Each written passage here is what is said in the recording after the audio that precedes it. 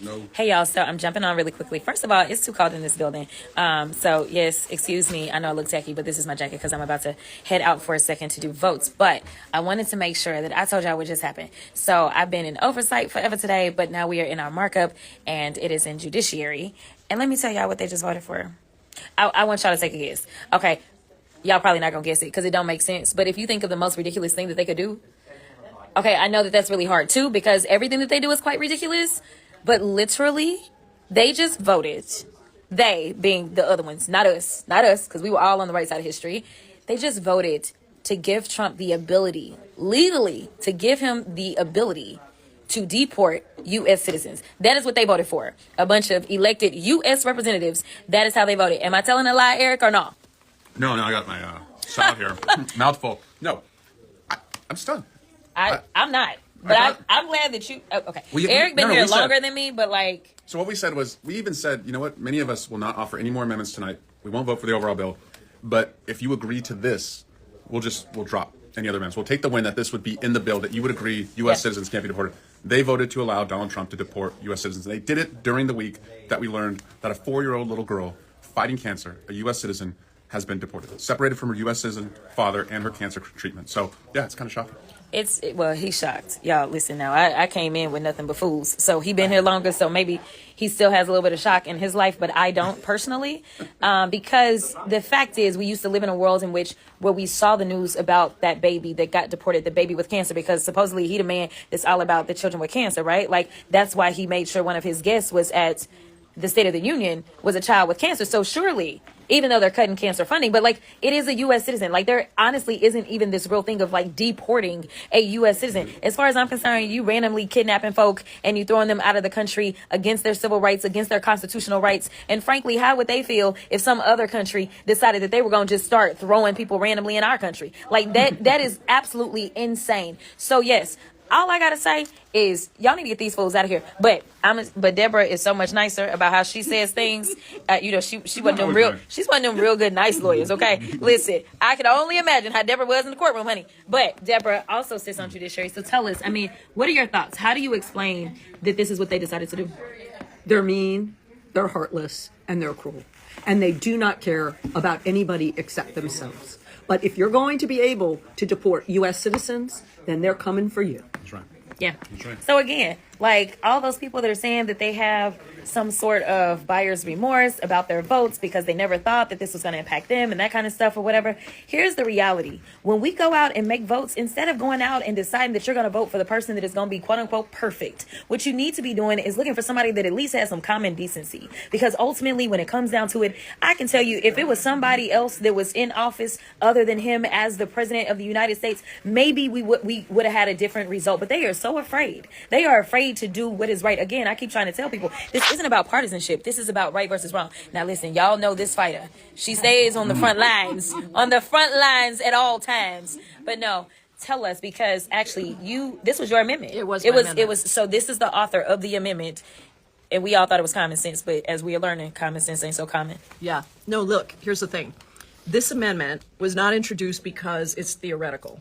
It is actually happening that U.S. citizens are being deported, not just one, not just two, multiple U.S. citizens are being detained and deported by ICE. Yeah. Now, here's the thing. I introduced into the record the document, the policy document, the law that ICE cannot detain and deport U.S. citizens. Yeah. That's actually the law. Yeah. So it's illegal what they're doing. Yeah. And Ted Lieu, our colleague, said, it's batshit crazy that you got to introduce this amendment. He said that on the record. And I said, you know what? It is batshit crazy. But the reason I have to do this is because they don't follow the law. Is because they're not following the law. Right. And then I asked the Republicans on the other side, you were elected by U.S. citizens, by constituents. Right. And you are now saying, if you vote no on this amendment, you are saying that you're not going to stand up for the constituents, the U.S. citizens that you work for, that sent you here. Right. And it was just stunning. The ones that pay your check. Now, I did notice that some of them just didn't come to the vote because they didn't want to be on the record. They didn't want to vote. Some of them skipped out on the vote. They skipped out on the vote. So you should check the record. And if you have a Republican that represents you wherever you are,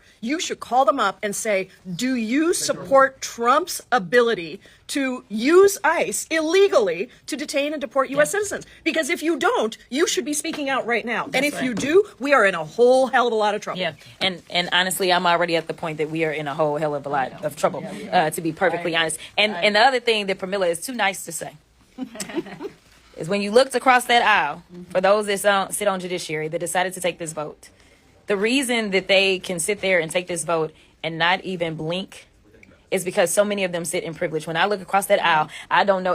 I think we have one person that may have a little bit of melanin. For the most part, they don't. And so what we know is that there's so much racial profiling that is taking place. There are certain people that maybe because they have an accent, you want to just say, oh, well, that can't be a U.S. citizen. That is not true. There are certain people because of the complexion that they have, that is who is being targeted. So you know what? They are not concerned because they know the quote unquote types of U.S. citizens that are going to be directly impacted by this. Now, I got this legend, and I don't know if you want to say anything.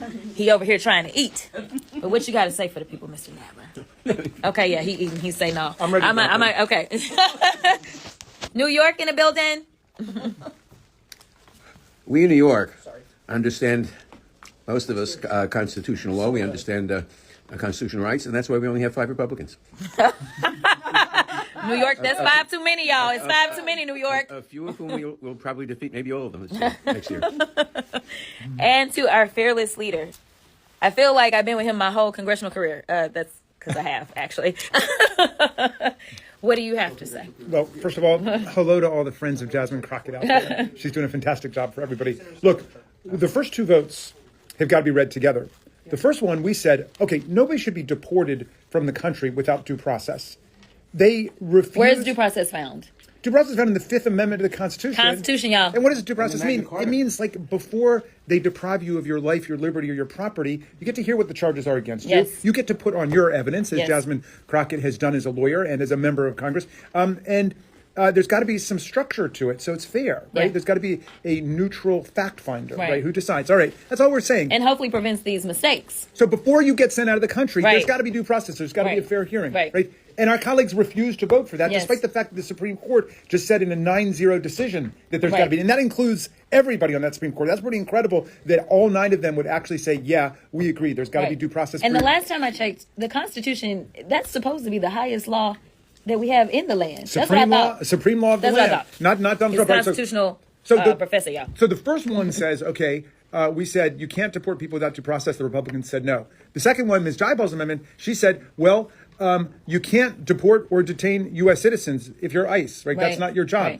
I thought that was a slam dunk. Okay, they're not going to vote again. They voted against that. They voted it down. You put those 2 together, and they seem to be indifferent if ICE is actually detaining and deporting U.S. citizens. And guess what? That's not hypothetical. That happened last week, where there were U.S. citizen kids who were sent outside of the country. So we're entering a brave new world here with all of their Orwellian, Kafkaesque stuff. And we're just getting started, though, because we're going to now pin them down on everything. We're going to have amendments on everything to see where they really stand on the Constitution. Yeah. So you just heard it directly from Jamie Raskin. He is trying to teach these people some constitutional law, y'all. They ain't trying to listen. They act like it's only one amendment in the Constitution, the second, and they read that one wrong. Listen, if you care about this country, if you care about the Constitution, if you care about anything, then you will go and tell somebody what we have just educated you on. I got Becca Ballant. Listen, I'm trying to let her finish. But here's the deal.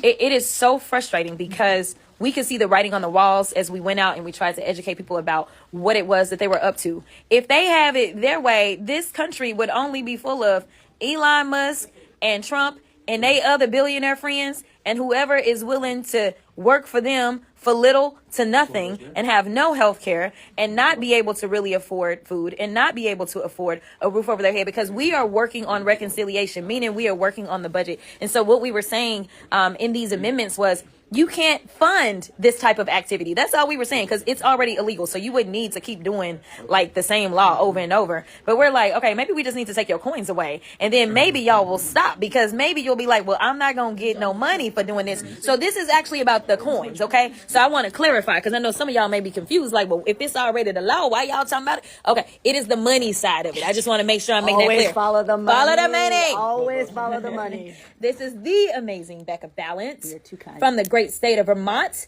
What do you think about what's happening so far? We got a long night ahead of us, y'all. They are willing to throw over all of our rights.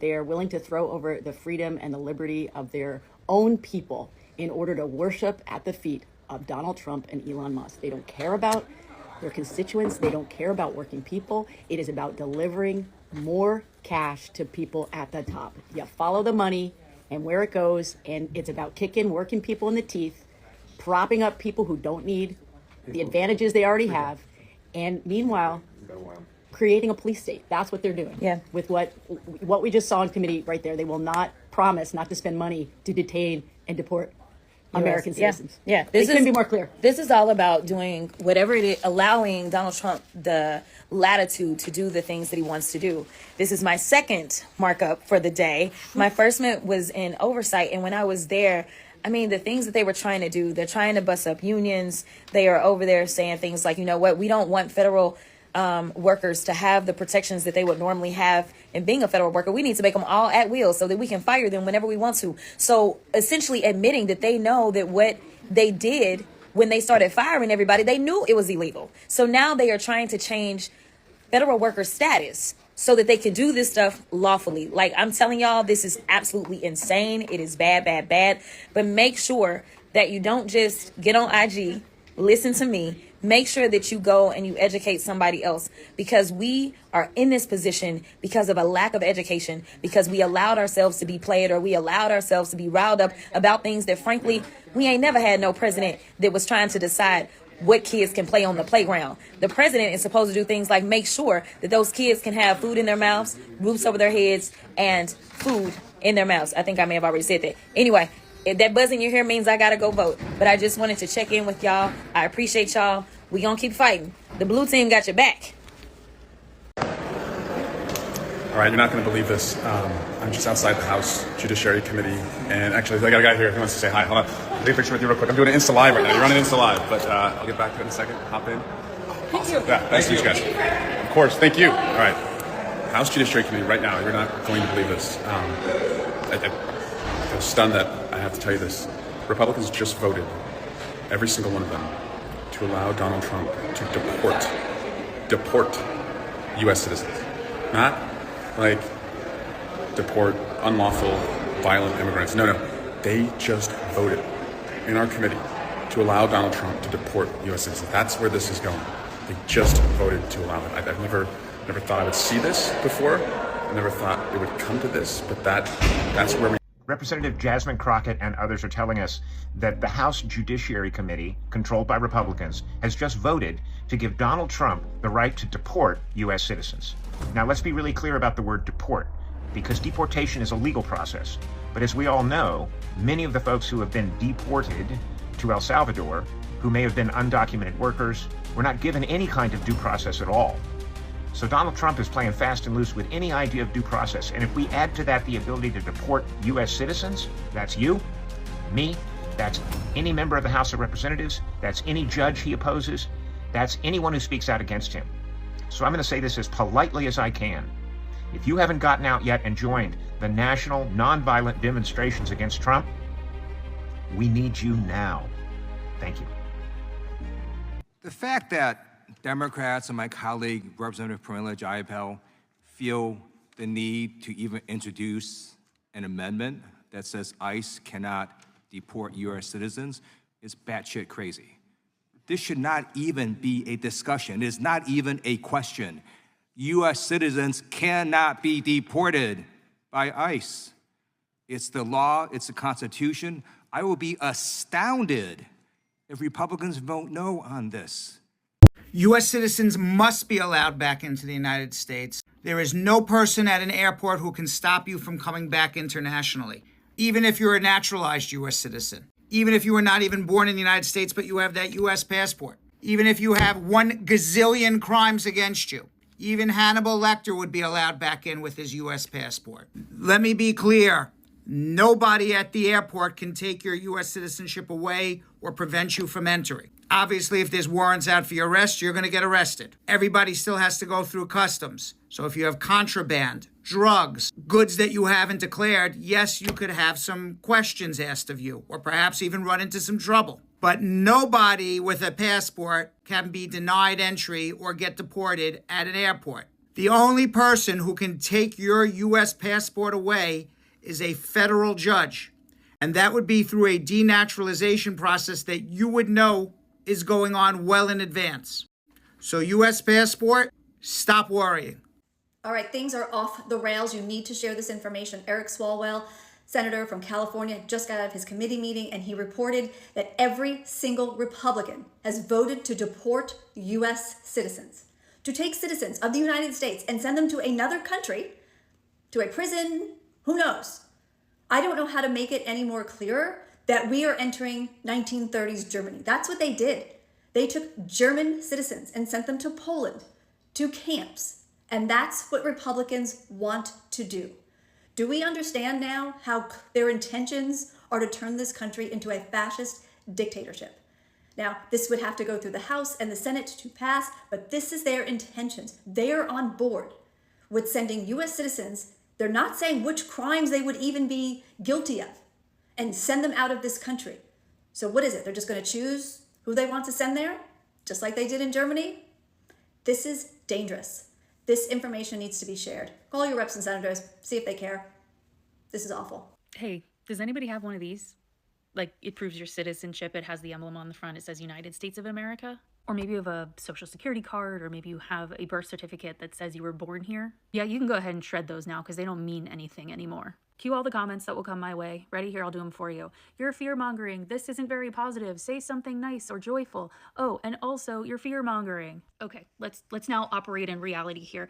See, today, the House Committee on Oversight and Government Reform, they held a session and they voted on some details of the budget legislation, you know, the big, beautiful one. So what in the world does budget legislation have to do with deportations, ICE, and the U.S. citizens that live here in the United States who have nowhere to be deported to? In this budget, they are talking about reallocating funds to ICE. Stay with me. And there were two amendments that were introduced by Representative Jayapal. I'm sorry if I'm not saying that right. Correct me in the comments. But these two amendments stated the following. Number one, no human being, regardless of status, can be deported without due process. Number two, it is not legal to detain, nor is it legal to deport U.S. citizens. And today, every single Republican on the committee, very specifically the House Committee on Oversight and Government Reform, voted against those amendments.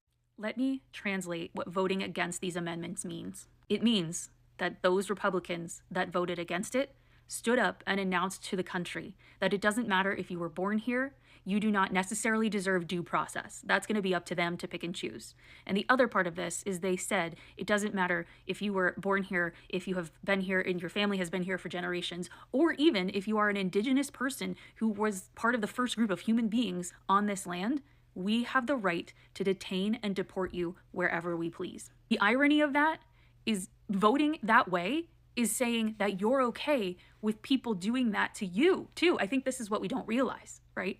If you become an enemy of Donald Trump, even as a straight cis white male, he will have the opportunity to do this to you. So what comes next? What would make this a reality? Well, now they will finalize the section of the budget legislation and then pass it directly to the House Committee on the Budget, who will then further compile and present the final package for consideration to the U.S. House of Representatives. If it were to be voted upon and passed in the U.S. House of Representatives, it would then go to the Senate for the same process. If it passes the Senate, it goes to the desk of Donald J. Trump, who will sign it into law. So I guess we'll wait and see. If you have that, you don't need it anymore, I guess. Your bill will deport more kids who are American citizens with cancer.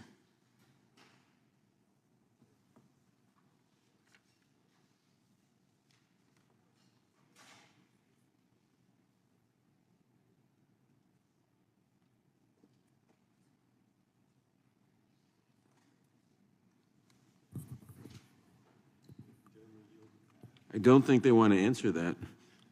The silence is deafening. Would the It tells gentleman us yield? everything we need. Would the gentleman yield?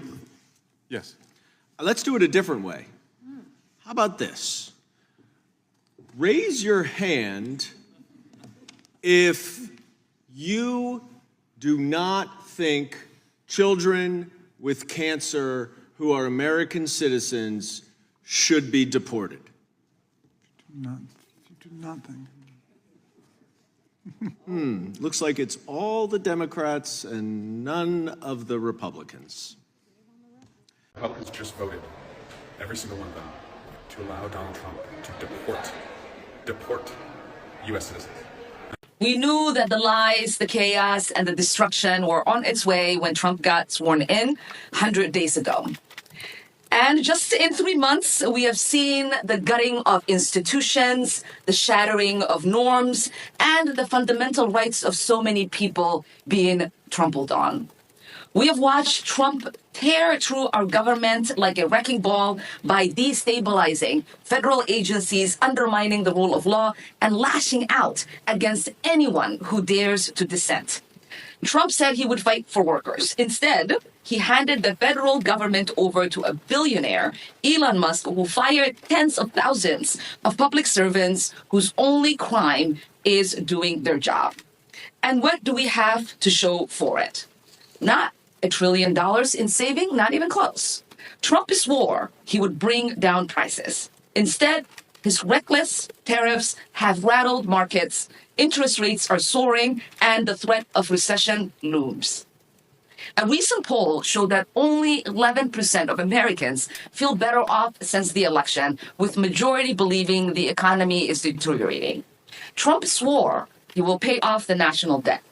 Instead, he wants to hand out tax breaks to billions while planning to cut Medicaid and SNAP. And here at home, we're seeing ICE has deported nearly 140,000 people, often with no due process or real hearings. In our streets, the crackdown has reached a terrifying new level. Students have been disappeared. Their only crime is daring to demand an end to a genocide. This is the behavior of a dictator. They are trying to turn our government into a weapon to punish enemies and reward friends. But I am here to tell you that this is not normal. Just last week, I spoke with students, small business owners, and seniors in my district. I listened to seniors and veterans who said, with tears in their eyes, that after a life of service, they are now afraid their Social Security checks will vanish into the pockets of billionaires. This fear is real, but so is our resolve. We will not allow billionaires to run our democracy like it is one of their business ventures to strip for parts. We fight because we believe in an America that is big enough, brave enough, and free enough for all of us. Donald Trump and his enablers want to create a country where power is hoarded by the few and the rest of us are criminalized by daring to exist. If they thought the first 100 days of chaos would break us, they were wrong. Because across this country, millions of us are standing up for our human rights and our democracy. Judges are fighting back to block these unconstitutional executive orders. Here in Congress, we are fighting back every single day. We are fighting to protect immigrant families from mass detention and deportation. We are fighting to prevent horrific cuts to Medicaid, SNAP, and Social Security. It won't be easy, but we must continue to organize, to speak out, and to build a future that reflects our highest ideals. That ICE will discriminate against any American citizen who is not white. I tried to tell everyone.